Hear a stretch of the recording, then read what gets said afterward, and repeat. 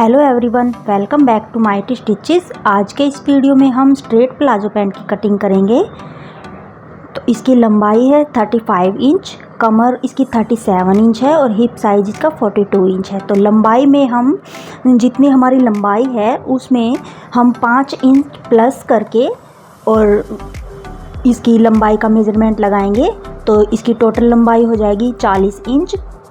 तो 5 इंच हमने किस लिए प्लस किया है, ये देखिए। 2.5 इंच जो होता है वो हम ऊपर बेल्ट के लिए फोल्डिंग में लगाएंगे, तो 2.5 इंच ये हो गया। और 2.5 इंच एक्स्ट्रा जो है वो नीचे की फोल्डिंग, जो हम नीचे बॉटम में फोल्डिंग करेंगे उसके लिए हमने ये 2.5 इंच प्लस किया है।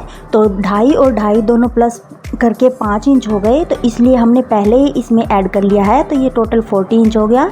ये कमर का मेज़रमेंट की हमें ज़्यादा ज़रूरत नहीं पड़ेगी इसमें। कमर का सिर्फ हमने बेल्ट की इलास्टिक के लिए हमें ये मेज़रमेंट चाहिए होगा। तो इलास्टिक में हम क्या करेंगे, जितनी हमारी कमर होती है उसमें हमें 5 इंच माइनस करना होता है। तो जिसको ज़्यादा लूजिंग चाहिए होती है वो 4 इंच प्लस कर सकता है, लेकिन मैं यहाँ पे 5 इंच इसमें माइनस करने वाली हूँ।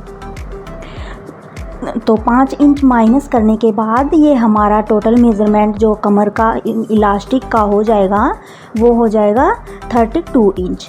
तो 32 इंच हम इलास्टिक में ले लेंगे और हिप साइज़ हमारा है 42 इंच। तो 42 इंच को हम 4 से डिवाइड करेंगे।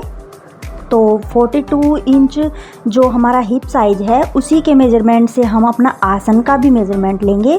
तो 42 इंच को हम 4 से डिवाइड करेंगे, तो इसे 4 से डिवाइड करने पर हमारा 10.5 इंच आ जाएगा, यानी कि 10.5 इंच। तो 10.5 इंच में हम 2.5 इंच प्लस कर देंगे, तो ये टोटल मेज़रमेंट हमारा हो जाएगा 13 इंच, यानी कि 13 इंच। तो हमारा जो हिप साइज होगा वो 13 इंच होगा और हमें कमर भी हमें इतनी ही लेनी है 13 इंच, और आसन भी हमें 13 ही इंच पे आसन का भी निशान लगाना है। तो ये हमारा मेज़रमेंट हमारा कंप्लीट हो चुका है। तो इसी मेज़रमेंट से हम अपने ये स्ट्रेट जो प्लाजो पैंट हम कट करेंगे, इसी मेज़रमेंट से हम अपना स्ट्रेट प्लाजो पैंट की कटिंग करेंगे। तो चलिए इसकी कटिंग शुरू कर लेते हैं। इसकी कटिंग शुरू करने के लिए हमने ये फैब्रिक को 4 फोल्ड करके बिछा लिया है और ये मैंने फैब्रिक को पहले ही उल्टा कर लिया है। अब हम इसको ऊपर से पहले स्ट्रेट कर लेते हैं, क्योंकि ये ऊपर नीचे से थोड़ा सा फैब्रिक छोटा बड़ा है, तो इसे हम पहले ही स्ट्रेट कर लेते हैं।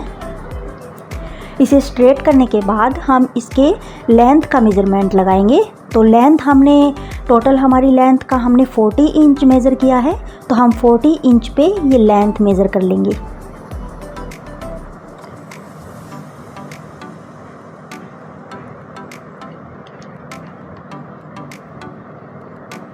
तो ये 40 इंच पे हम निशान लगा लेते हैं।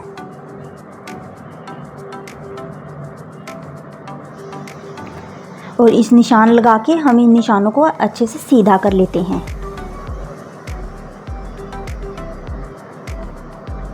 तो ये स्केल की हेल्प से मैं ये 40 इंच पे जो हमने मार्किंग की है इसको हम इस तरह से सीधा कर लेते हैं।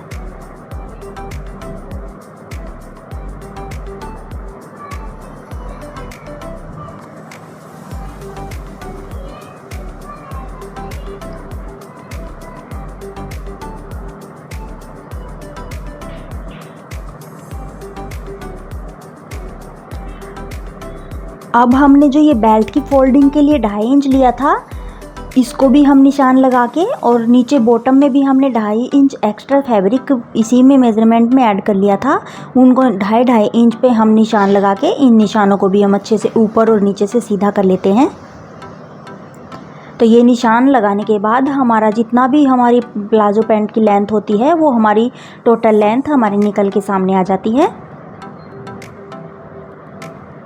तो ये दोनों निशानों को मैंने इसी तरह से सीधा कर लिया है।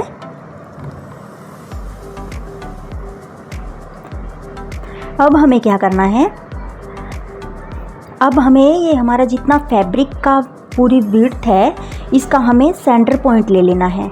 तो ये हमारा 21 इंच पूरा फैब्रिक था, इसका हाफ करने पर 10.5 इंच हमारा इसका सेंटर पॉइंट आ गया है। तो इस सेंटर पॉइंट को हमें इस तरह से जॉइंट कर लेना है और ऊपर से लेके नीचे बॉटम तक हमें यही सेंटर पॉइंट निशान लगा लेना है।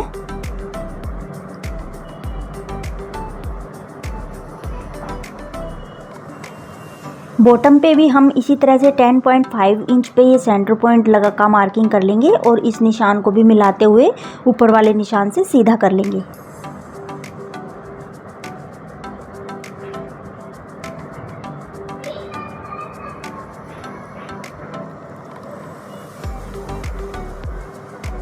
तो ये सेंटर पॉइंट मैंने इस फैब्रिक पे लगा लिया है।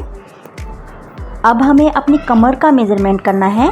तो ये जो सेंटर पॉइंट हमने निकाला है इसी से हम कमर का मेज़रमेंट करेंगे। तो हमारी कमर 13 इंच हमने मेज़र की थी, तो 13 का हाफ होता है 6.5 इंच। तो हमें इस सेंटर पॉइंट से दोनों साइड में 6.5 इंच पे निशान लगा लेना है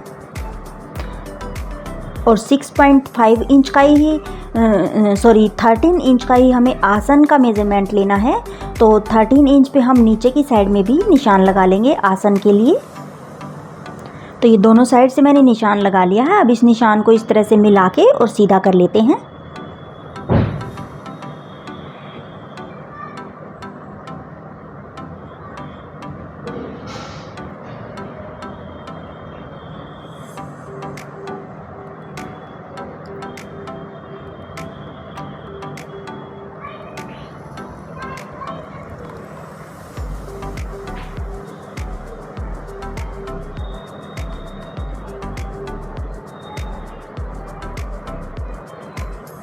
तो इस तरह से बिल्कुल स्ट्रेट हम इस निशानों को आपस में ज्वाइन कर लेंगे।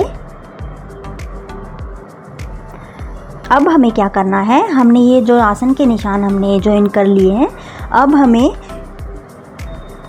क्रोच एरिया के लिए 2.5 इंच एक्स्ट्रा फैब्रिक पे मार्किंग करनी है। ये 2.5 इंच नॉर्मल मार्किंग है, जो नॉर्मल साइज़ होता है उसके लिए हम 2.5 इंच पे मार्किंग करेंगे।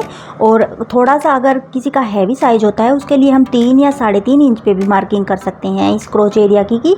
तो ये मैंने 2.5 इंच पे मार्किंग की है और इसकी गोलाई के लिए हम 1.5 इंच पे मार्किंग करेंगे। तो इस तरह से 1.5 इंच पे निशान लगा के हम इस आसन की गोलाई कर लेंगे।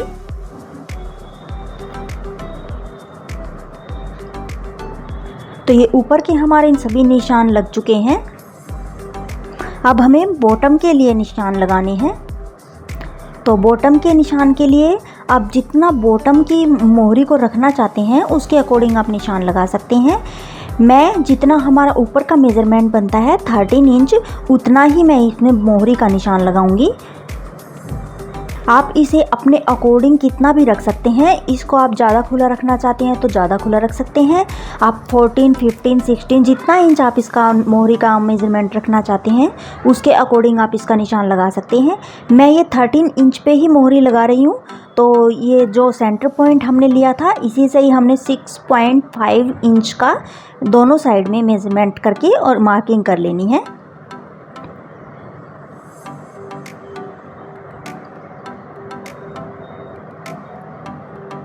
तो ये मार्किंग मेरी हो चुकी है। अब हमें कर्व स्केल की हेल्प से और इन सभी ऊपर और नीचे के निशानों को अच्छे से ज्वाइन कर लेना है। तो ये कर्व वाला स्केल मैंने ले लिया है और इससे हम क्रोच एरिया से लेके और बॉटम में जो हमने मार्किंग की है उस पे हम निशान लगा लेंगे इस तरह से। और दूसरी साइड में भी हमें इसी तरह से निशान लगा लेना है।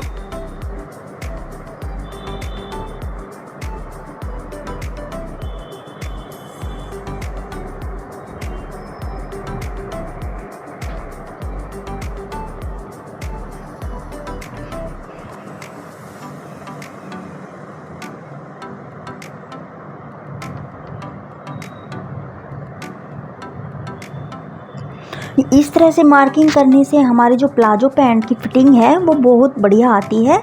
आप चाहे तो उसको जैसे आप सिल सकते हैं या फिर और भी वीडियोस आपने देखे होंगे उनमें जैसी मार्किंग की जाती है उनमें जो हम मार्किंग करते हैं बिल्कुल फैब्रिक के बिल्कुल जहाँ से फैब्रिक स्टार्ट होता है वैसे हम करते हैं तो वह उतनी फिटिंग नहीं आती और उनके आसन में जो होता है वो खिंचाव आता है। वो ऊपर बीच में से जो हम साइड वाली सिलाई लगाते हैं उसमें वो जो हमारे आसन होता है वो खिंचा खिंचा सा आसन होता है, नीचे से उसकी फिटिंग भी थोड़ी सी अच्छी नहीं लगती। तो आप इस तरह से अगर मार्किंग फिटिंग करेंगे तो आपकी जो फिटिंग है बहुत अच्छी तरह से सेट हो जाएगी और बहुत देखने में बहुत सुंदर लगेगा ये आपका जो स्ट्रेट प्लाजो है ये। तो ये कटिंग हमने कर ली है इस प्लाजो की।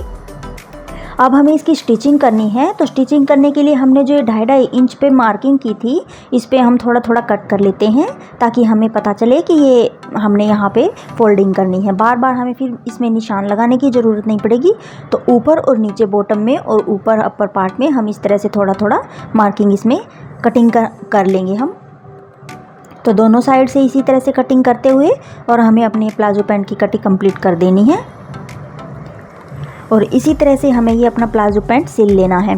तो ये इसकी स्टिचिंग के लिए हमें क्या करना है, हमें सबसे पहले इसका दोनों फ्रंट पार्ट और बैक पार्ट के दोनों आसन को हमें जॉइंट कर लेना है। आसन को जॉइन करने के बाद हमें ऊपर की बेल्ट वाला जो फैब्रिक 2.5 इंच का हमने एक्स्ट्रा लिया था उसको हम फोल्ड करेंगे। तो पहले हम आसन को सिलेंगे, उसके बाद हम जो ये बेल्ट वाला फैब्रिक है इसको फोल्ड करेंगे। तो इसको थोड़ा थोड़ा इस तरह से फोल्ड करते हुए आसन सिलने के बाद और इस तरह से हम इसको थोड़ा थोड़ा अंदर की तरफ फोल्ड करते हुए फोल्ड कर लेंगे और इसमें इलास्टिक फिल कर लेंगे।